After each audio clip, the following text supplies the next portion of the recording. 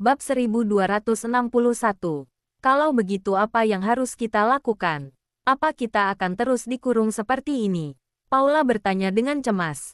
Kak Jeff dan ketiga anak masih menunggu kita di villa. Kita akan dikurung sampai kapan? Tracy tidak berbicara. Dia hanya berjalan ke dekat jendela dan melihat keluar dengan tatapan rumit. Nona Tracy, sudahlah. Jangan bertanya lagi. Naomi menyela kata-kata Paula dan mengingatkannya dengan suara kecil. Biarkan Nona Tracy tenang.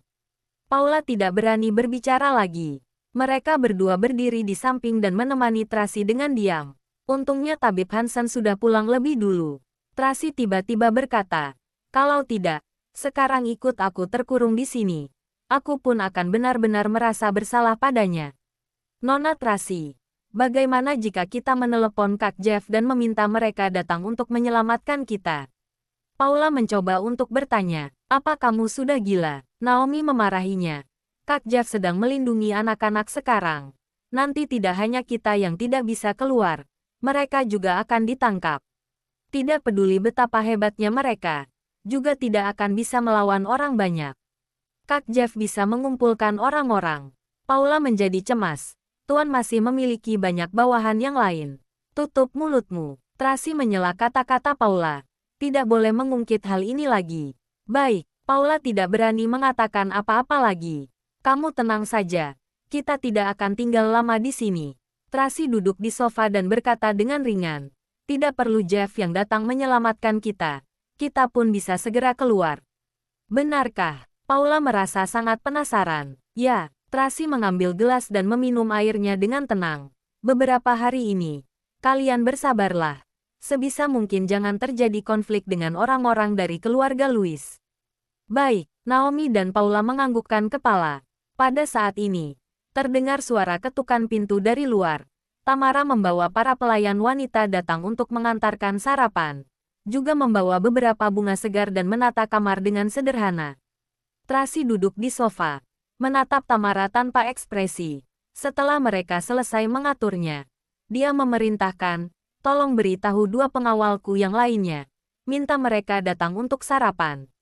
"Baik, Nona Tracy." Tamara segera meminta orang pergi memanggil Cecil dan Anne. "Sudah menyusahkanmu." Tracy sedikit tersenyum. "Pergilah." "Baik." Tamara membawa para pelayan wanita dan hendak mendorong pintu. Pada saat ini, Tracy tiba-tiba berkata lagi, "Tunggu sebentar." "Ada apa Nona Tracy?" Tamara menghentikan langkahnya. "Jika Duke sudah kembali, minta dia datang kemari untuk mencariku." Tracy menatap Tamara sambil tersenyum. Ada kepanikan sekejap dalam sorotan mata Tamara. Tetapi dia dengan cepat menundukkan kepala dan menerima perintah. "Baik."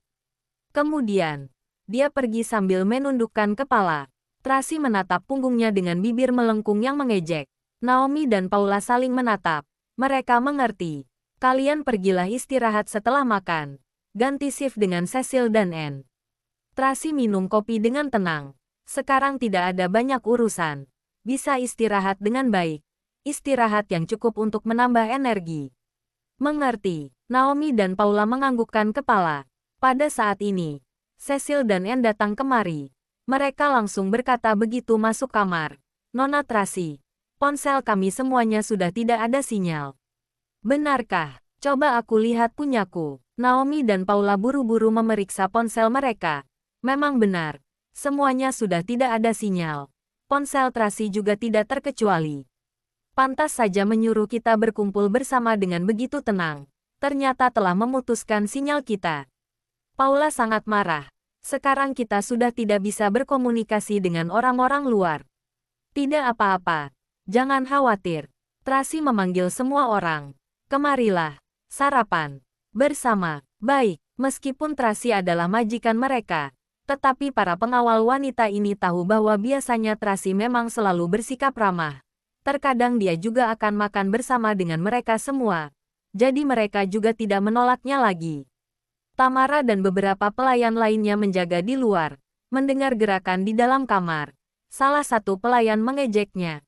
Masih bilang bahwa dia nona besar. Begitu tidak memperhatikannya. Dia malah makan bersama pengawal. Tamara tidak fokus. Di benaknya penuh dengan kata-kata Tracy tadi. Malam hari meminta Duke datang ke kamarnya untuk mencarinya. Bab 1262. Tracy sangat bisa bertahan.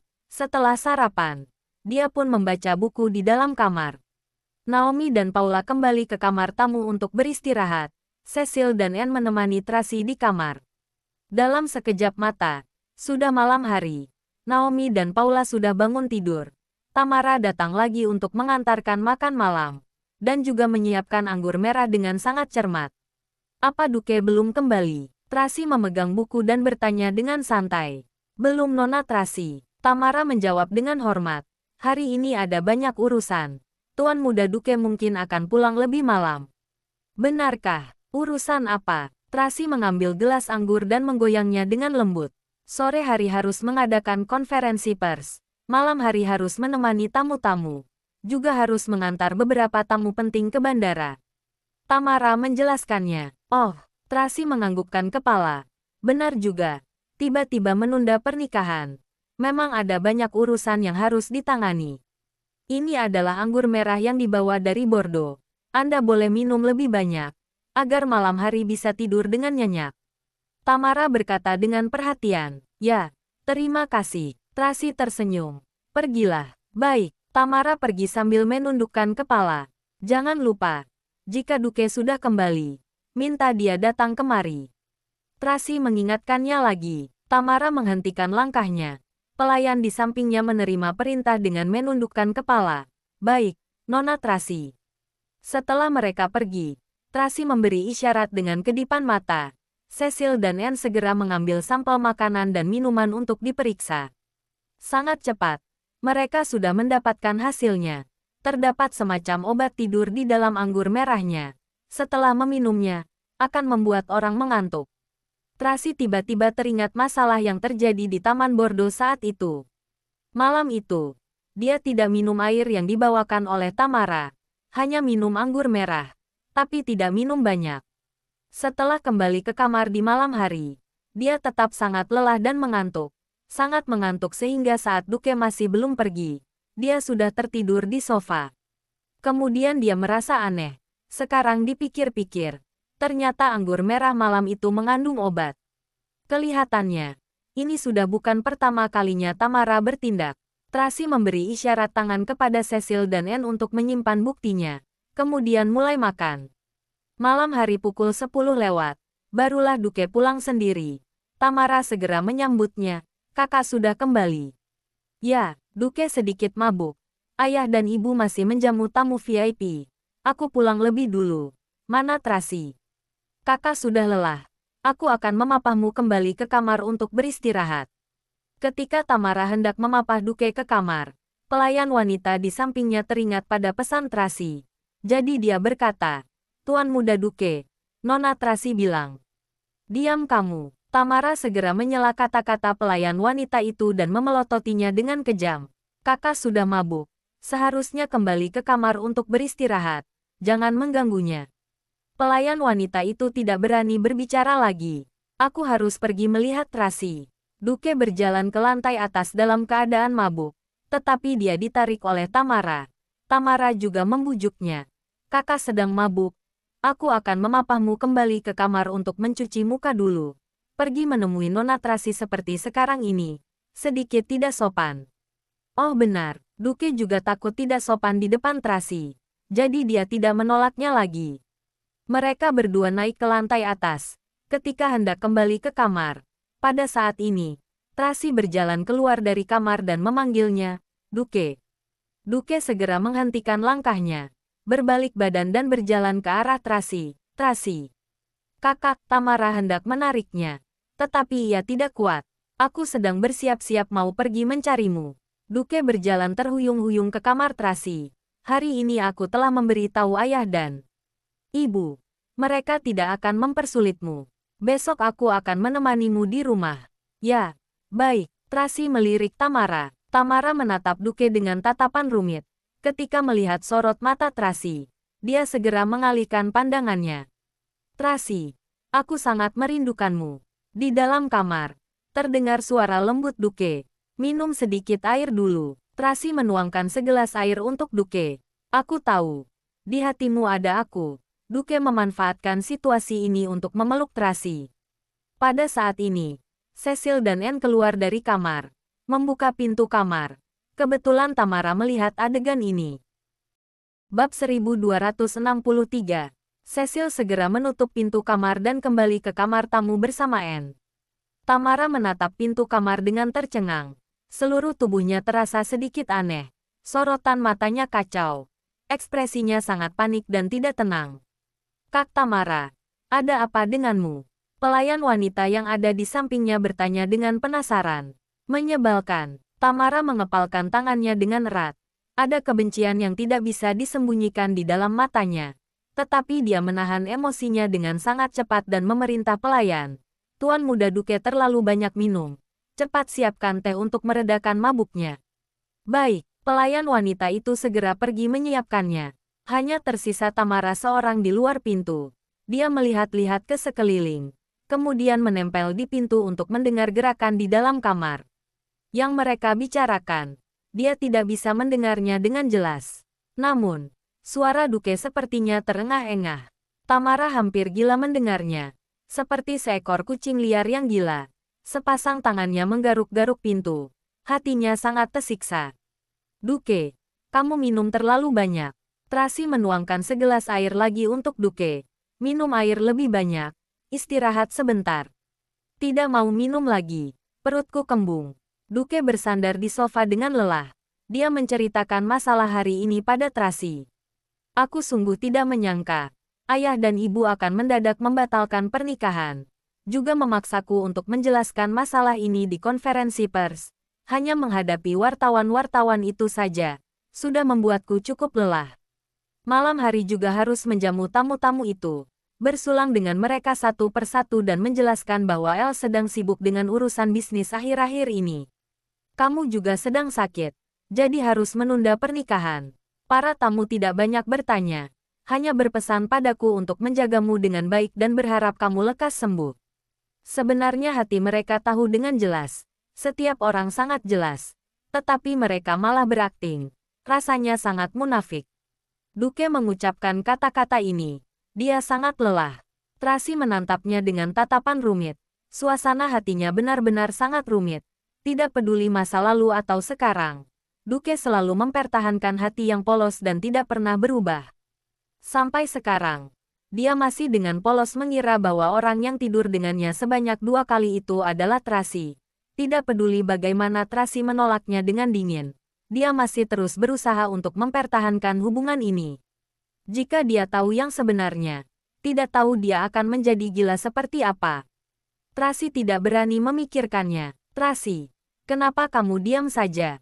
Duke menarik tangan Tracy dan menatapnya dengan bodoh. Kamu jangan takut. Aku akan melindungimu. Tidak peduli apa kata ayah dan ibuku. Aku tidak akan membatalkan pernikahan ini. Kamu sudah menjadi milikku. Aku akan bertanggung jawab padamu. Duke, Tracy menatapnya dengan tatapan rumit. Membuka mulutnya dan sangat ingin mengatakan yang sebenarnya. Tetapi ia tidak bisa mengucapkannya. Tracy, sebenarnya masih ada satu hal lagi. Aku ragu-ragu dalam waktu yang lama. Tidak tahu apakah harus memberitahumu. Duke ragu-ragu sejenak dan berkata dengan suara rendah. Hari ini ayah dan ibuku pergi menemui Daniel. Mereka pergi memohon damai padanya. Hatiku sungguh, setelah mengatakan ini. Duke menundukkan kepala dengan rendah hati. Mengepalkan kedua tangannya dengan erat. Jelas-jelas dialah yang bersalah padaku. Dialah yang menindasku. Ayah dan ibuku bahkan tidak bisa melindungiku. Malah pergi memohon damai padanya. Hanya karena dia memiliki kekayaan dan kekuasaan besar. Punya banyak trik. Mereka takut dia akan balas dendam padaku. Jadi tidak memedulikan perasaanku. Aku tidak bisa berhenti berpikir. Apakah ayah dan ibu sungguh menyayangiku? Jika bilang tidak sayang, mereka memikirkan segala hal untukku. Merencanakannya untukku. Jika bilang sayang, mereka tidak pernah peduli apa sesungguhnya yang aku inginkan. Tidak mempertimbangkan perasaanku. Bahkan tidak peduli dengan harga diriku. Semakin menceritakannya, Duke semakin sedih. Menundukkan kepala dengan putus asa. Air matanya mengalir keluar. Duke, Tracy melihatnya seperti ini. Merasa sedikit kasihan padanya, dia menarik selembar tisu, ingin menyeka air matanya. Tracy, Duke menggenggam tangannya dengan erat dan menariknya ke dalam pelukannya. Apa kamu tahu? Kamu adalah satu-satunya harapan di dalam hatiku. Asalkan memikirkanmu, hatiku akan merasa tenang. Aku tidak bisa hidup tanpamu. Bab 1264. Mendengar kata-kata ini, hati Tracy kembali rumit. Sulit untuk mengungkapnya. Tok-tok, pada saat ini, terdengar suara ketukan pintu dari luar. Kemudian terdengar suara Tamara. Nona Tracy, aku sudah menyiapkan teh peredam mabuk untuk kakak. Apa aku boleh masuk? Masuklah, Tracy meresponnya. Tamara mendorong pintu dan masuk. Tetapi dia tercengang lagi. Dia melihat Duke memeluk Tracy dengan erat. Kecemburuan di hatinya tiba-tiba menerobos sampai ke otaknya. Matanya muncul kemarahan dan kebencian. Tracy mendorong Duke dengan lembut, menoleh dan menatap Tamara. Letakkan saja. Oh, ya, Tamara kembali sadar dengan cepat. Dia meletakkan teh peredam mabuk di atas meja, juga menuangkan segelas teh buah untuk Tracy. Nona Tracy, aku siapkan ini untukmu. Terima kasih, Tracy meliriknya. Kamu pergi saja. Baik, Tamara pergi sambil menundukkan kepala. Tetapi juga tidak bisa menahan diri untuk menatap Duke. Tracy, malam ini aku ingin tidur di sini. Duke menarik tangan Tracy, menatapnya dengan tidak rela. Oke. Minum teh dulu. Tracy tidak menolak, juga tidak menyetujuinya. Hanya memberikan teh peredam mabuk padanya. Hari ini kamu sungguh minum terlalu banyak. Aku tidak minum banyak. Yang aku katakan adalah kata-kata tulus. Duke mendorongnya. Aku tidak ingin minum teh peredam mabuk. Aku ingin mabuk seperti ini. Hanya saat mabuk, barulah ada keberanian untuk berbicara seperti ini padamu. Minum teh dulu. Tracy membujuk Duke. Baiklah, Duke tidak bisa menolak Tracy. Menerima teh peredam mabuk dan minum dengan patuh. Tracy juga mengambil teh buah itu. Menciumnya. Bagus sekali. Memang benar diberi obat lagi. Nyali Tamara ini sungguh besar. Berhasil 2 kali. Sekarang semakin berani. Namun, tidak apa-apa. Mengabulkan keinginannya saja. Kenapa teh peredam mabuk ini begitu tidak enak diminum? Duke minum seteguk. Hampir memuntahkannya. Ada semacam aroma aneh. Tamara khusus menyiapkannya untukmu. Tracy menatapnya sambil tersenyum. Baiklah. Karena kamu yang membujukku, aku akan meminumnya. Duke memejamkan matanya dan menghabiskan 1 gelas teh peredam mabuk itu. Setelah meminumnya, dia bersendawa. Tracy, aku pinjam toiletmu sebentar. Ya, pergilah. Tracy melihat dia berjalan masuk ke dalam toilet. Dia menuangkan setengah cangkir teh buah itu ke dalam tanaman. Hanya meminum setengah cangkir yang tersisa. Setelah beberapa saat, Duke keluar dari toilet. Berbaring di ranjang dengan lelah. Tracy, malam ini aku tidur di sini. Tracy tidak berbicara, hanya menatapnya dalam kegelapan. Tracy, kemari. Duke mengulurkan tangannya ke arah Tracy. Tracy bangkit dan berjalan ke sana, menggenggam tangannya dengan lembut dan berkata, "Maaf, Duke. Apa yang kamu katakan?" Duke bingung dan tertidur. Tracy menghela napas dengan lega, mengulurkan tangan untuk mematikan lampu di kamar. Kemudian kembali duduk di sofa dan menatap pintu dengan tenang. Dia tahu bahwa Tamara akan segera bertindak lagi. Memang benar. Dengan cepat, terdengar suara ketukan pintu ringan dari luar. Nona Tracy, apakah Anda sudah tidur? Tracy tidak meresponnya, melainkan memejamkan mata dan berpura-pura tidur. Tamara mendorong pintu dengan hati-hati dan sekali lagi memanggilnya beberapa kali. Nona Tracy, Nona Tracy. Tracy tetap tidak ada gerakan. Tamara buru-buru menutup pintu, berjalan ke samping sofa, menemukan bahwa teh buah itu sudah habis diminum. Dia mengulurkan tangan dan melambai-lambaikannya di depan Tracy. Setelah memastikan bahwa Tracy sudah tertidur, dia segera berjalan ke samping ranjang. Pada saat ini, Duke sudah tertidur, berbaring di ranjang, dan mengeluarkan sedikit suara dengkuran. Tamara membelai wajahnya, kemudian mencium bibirnya. Duke merasa ada orang yang sedang menciumnya dalam keadaan setengah sadar.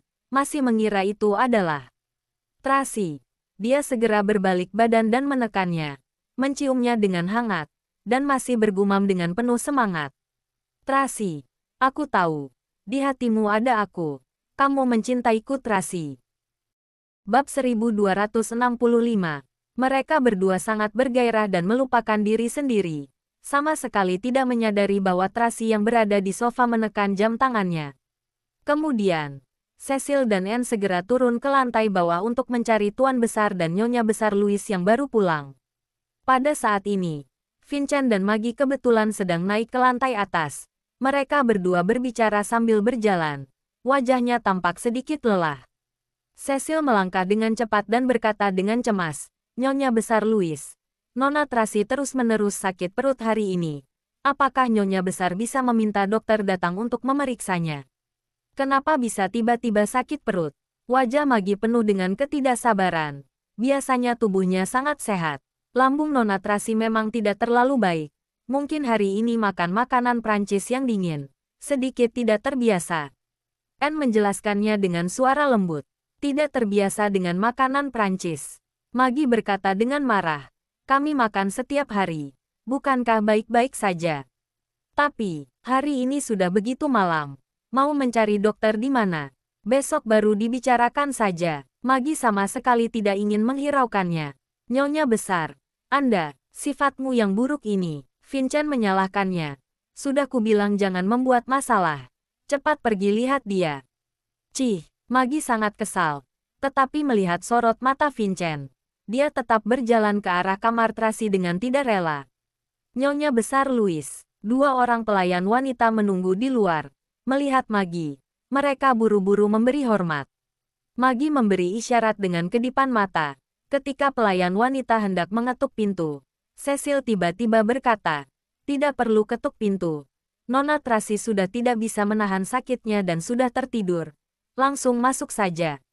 Setelah mengatakan itu, Cecil mendorong pintu kamar. Di atas ranjang, mereka berdua sedang bermesraan dengan hangat. Pintu tiba-tiba dibuka. Mereka berdua terkejut. Terlebih lagi wanita itu juga menjerit. Duh, Maggie segera menyadari apa yang sedang mereka berdua lakukan. Buru-buru berbalik badan. Cepat tutup pintunya. Pelayan wanita itu buru-buru menutup pintu lagi. Sungguh tidak tahu aturan. Bukankah perutnya sakit? Kenapa sekarang? Maggie belum selesai berbicara sudah terkejut. Dia tiba-tiba menyadari bahwa wanita yang di ranjang itu tadi sepertinya bukan Tracy. Raut wajah Maggie berubah. Segera menendang pintu kamar dan masuk. Pada saat ini, Tamara yang berada di atas ranjang sedang mengenakan pakaian dengan panik. Namun sayangnya, dia belum sempat mengenakan pakaiannya dengan baik. Maggie sudah menyalakan lampu. Melihat adegan di depan mata ini, semua orang tercengang. Ah, Kak Tamara. Beberapa pelayan wanita itu membelalakan matanya dan tercengang. Maggie membelalakan matanya. Tidak berani percaya dengan apa yang dia lihat di depan matanya. Tamara, pada saat ini, Duke juga telah melihat dengan jelas wanita setengah telanjang yang ada di sampingnya adalah Tamara. Dia sangat terkejut. Kakak, Tamara buru-buru pergi memapah Duke. Tetapi Duke malah mendorongnya seperti telah melihat hantu dan berteriak dengan marah. Apa yang terjadi? Kenapa bisa begini? Kakak, aku, tutup pintu. Bubarkan orang-orang di luar yang tidak berkepentingan. Maggie cemberut. Bagaikan cuaca sebelum hujan badai. Pelayan wanita buru-buru menutup pintu. Pada saat ini, Naomi dan Paula sudah masuk ke dalam. Mereka berdua berjalan ke samping sofa dengan cepat.